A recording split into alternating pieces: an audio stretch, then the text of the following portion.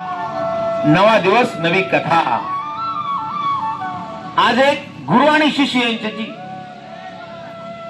संबंधित असणारी मी तुम्हाला कथा सांगणार आहे। गुरु आणि शिष्य परंपरा। आता आपण जसं शिक्षक आणि विद्यार्थी आहोत ना, पूर्वीच्या काळी गुरु शिष्य परंपरा होती। गुरु गुरुही विद्यार्थ्यांना शिक्षण घेण्यासाठी जावं लागायचं। मग असंच एकदा गुरु आणि काही शिष्य जंगलामधून चालले होते आणि या जंगलामधून जात असताना गुरुने एका शिष्याला सांगितलं,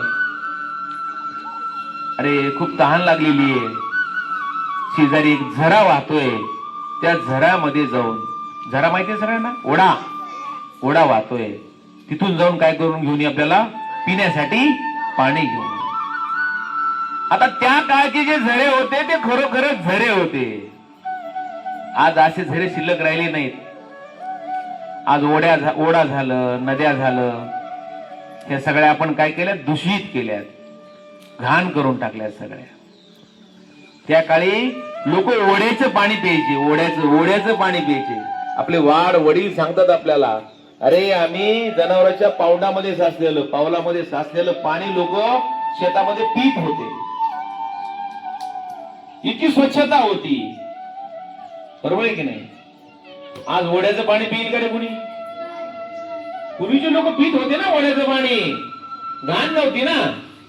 आज आपण सगळं वाट लावून टाकली सगळ्या नद्यांची, बरोबर आहे की नाही? तर मग त्या काळी त्या गुरुने सांगितलं, जा रे म्हणे, आपल्याला हा झरा वाहतो, त्या झऱ्यातून पाणी घेऊन ये। त्याने हातामध्ये कमंडलू घेतला। कमंडलू माहितीये ना, पितळी किंवा तांब्याचा असतो, साधूंच्या हातामध्ये, पंडितच्या हातामध्ये असतो की नाही? तो कमंडलू घेऊन तो शिष्य त्या ठिकाणी गेला आणि त्या ओढ्यातून जाणारी एक बैलगाडीची वाट होती। जिथं पाणी घ्यायला जागा होती तिथं बैलगाडीची काय होती, वाट होती। आणि तो शिष्य त्या ठिकाणी गेला, त्याच वेळी नेमकं तिथून काही बैलगाड्या गेल्या। कशातून? त्या ओढ्यातून। मग ते पाणी काय झालं रे, गढूळ झालं ना। तो शिष्य माघारी आला आणि गुरुंना म्हणाला, गुरुजी पाणी तर खूप गढूळ आहे व ते। गुरुजी म्हणाले, ठीक आहे, पुन्हा एकदा जा। आता शेवटी गुरु म्हणल्यानंतर तो शिष्य परत एकदा गेला,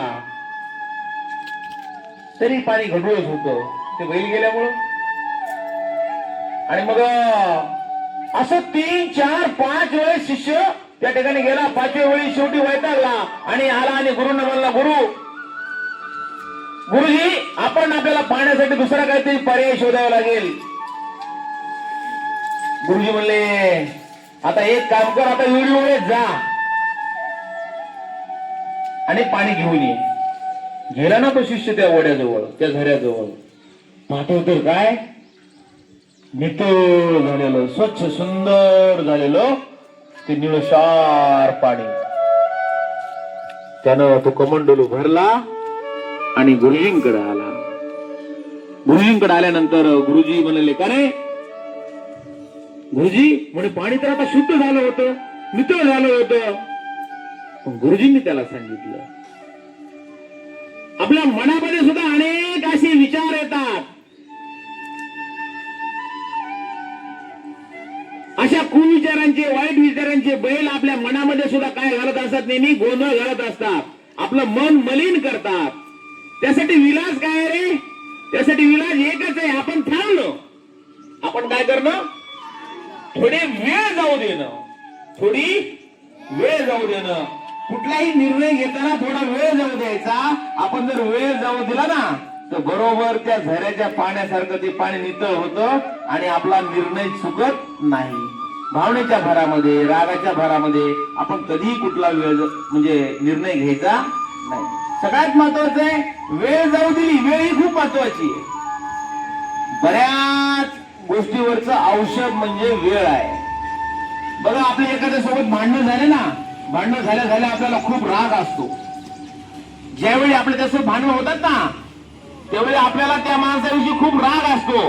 पण एक दिवस गेला, थोडा राग कमी होतो, 2 दिवस गेले, थोडा राग कमी होतो, 3 दिवस गेले, थोडा राग कमी होतो, आणि एक वेळेस काय होतो, हळूहळू तो राग निघून जातो आणि त्या माणसाबद्दलचं आपलं मत काय होतं, बदलतं. म्हणून वेळ जाऊ देणं हे सुद्धा खूप मोठं औषध आहे. म्हणून भावनेच्या भारामध्ये आपण कुठलाही निर्णय घ्यायचा नाही. त्याच ओढ्याचं पाणी आणलं ना, त्याच झऱ्याचं पाणी आणलं ना, फक्त काय केलं, थोडा वेळ थांबला, थोडा वेळ जाऊ दिला. काय बोध घ्या वाढलाय का तिथून? हा,